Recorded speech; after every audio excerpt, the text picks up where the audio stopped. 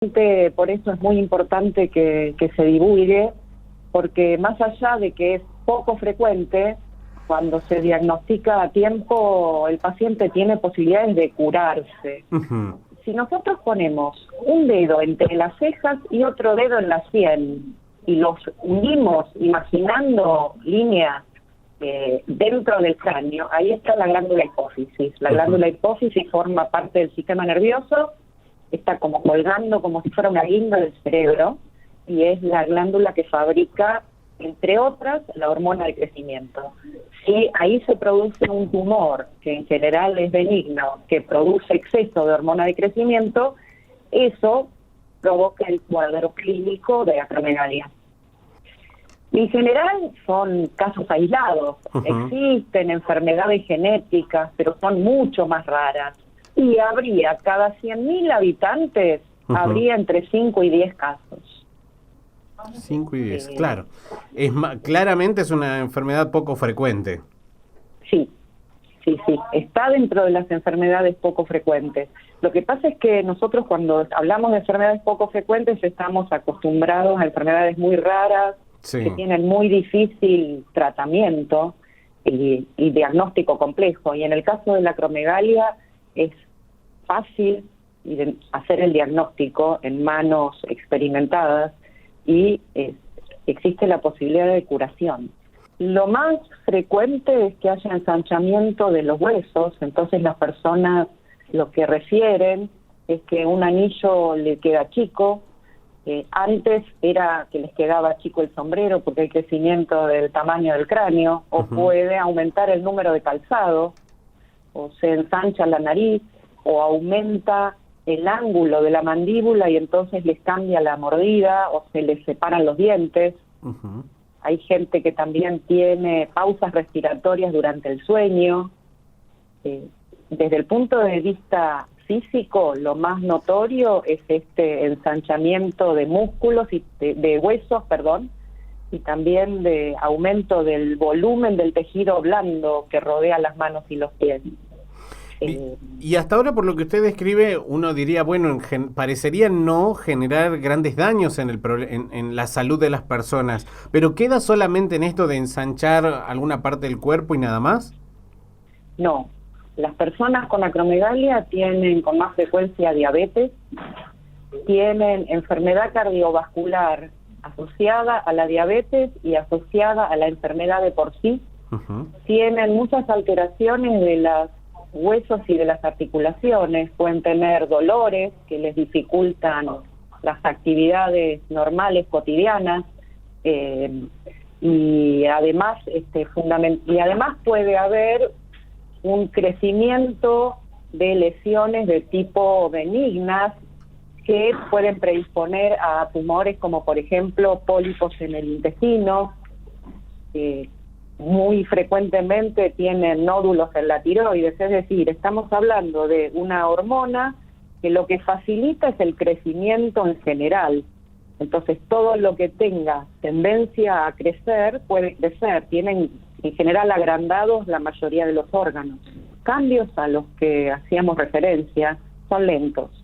Entonces, a veces ni siquiera el paciente ni los familiares se dan cuenta de que hay algo que está sucediendo. El promedio que se estima es que tardan unos 5 años en hacerse el diagnóstico. Y en la mayoría de los casos empiezan después de los 40 años, pero puede ocurrir a cualquier edad.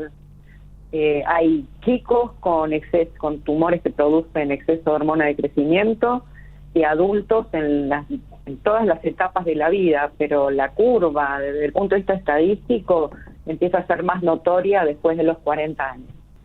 No, una predisposición familiar, insisto, es muy raro. Existe la enfermedad genética, pero si estamos hablando en caso de los tumores esporádicos, 5 a 10 casos por cada 100.000 habitantes, cuando hablamos de enfermedades genéticas son muchísimo más raras. Pero creo que hay agentes de la salud que atienden a los pacientes a nivel primario, que son los que más tienen que tener el alerta. Un odontólogo, cuando tiene un paciente que tiene separados sus dientes, o un paciente que ronca o que tiene pausas respiratorias durante la noche, un paciente que desarrolla diabetes y no tiene antecedentes de predisposición en la familia. Digamos, yo creo que son los médicos que atienden, que hacen la atención primaria de la salud, los que deben estar más atentos, los odontólogos, los traumatólogos. En ellos es en los que hay que hacer hincapié para que tengan la sospecha. Y lo que pasa es que en la formación de la carrera de medicina, muchas veces a este tipo de patologías poco frecuentes se le da poco espacio de hacer conocer a los colegas con los que trabajamos la enfermedad para generar mayor alerta. Muchas veces nos pasa que identificamos personas caminando por la calle, en un taxi, en el supermercado, y bueno, no siempre resulta fácil pararlo y decirle, señor, me parece que usted debiera hacer una consulta. La mayoría de los pacientes con acromegalia lo que tienen es un tumor en la hipófisis. Entonces uno tiene una parte del diagnóstico que se hace con análisis de sangre, y una vez que se confirma el diagnóstico mediante análisis de sangre, hay que encontrar el origen, y sabiendo que la mayor parte tienen un tumorcito en la hipófisis, lo que se hace es una resonancia magnética de la región de la hipófisis con contraste paramagnético. Si uno identifica la lesión, entonces deriva al paciente al neurocirujano para que lo opere, y en la mayor parte de los casos la cirugía se hace a través de el ingreso de un endoscopio por la nariz. Un endoscopio es ese aparato que tiene una cámara con luz en la punta y que permite trabajar de alguna manera a distancia. No hay que hacer una incisión en el cráneo, sino que se ingresa a través de la nariz, en la mayoría de los casos, no en todos. Bien, y por supuesto, ¿esto es de acceso al paciente en general, digamos, que presenta acromegalia, o cuáles son los indicadores que hay que tener en cuenta para ver quién puede llegar a este tipo de tratamientos? En realidad, un paciente que tiene diagnosticado desde el punto de vista bioquímico, que tiene exceso de hormona de crecimiento y que tiene un pequeño tumor o un tumor más grande, de acuerdo a los casos, en la hipófisis, se puede operar. Hay muchos lugares dentro de nuestro país. Lo importante es que sea un cirujano especializado, porque las chances de que la cirugía sea curativa, y eso está demostrado en el mundo, dependen de la expertise que tenga el cirujano, de la frecuencia con que haga este tipo de procedimientos. A ver, si el tumor es pequeñito, las chances de que se cure son muy altas, y en general en esos casos en que uno controla después de la operación y ve que no hay más tumor, las chances de que vuelva son muy, muy bajas.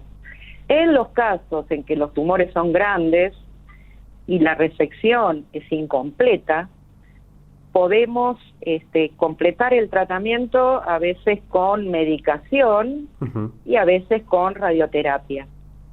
La enorme diferencia entre esos dos tratamientos es que la medicación en muy pocos casos es curativa, y en muchos casos lo que hace es aliviar los síntomas, pero el efecto es rápido.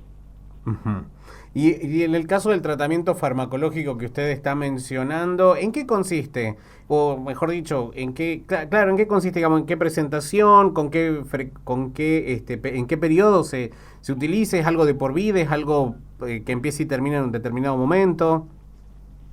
El tratamiento con medicación puede ser en general de aplicación intramuscular.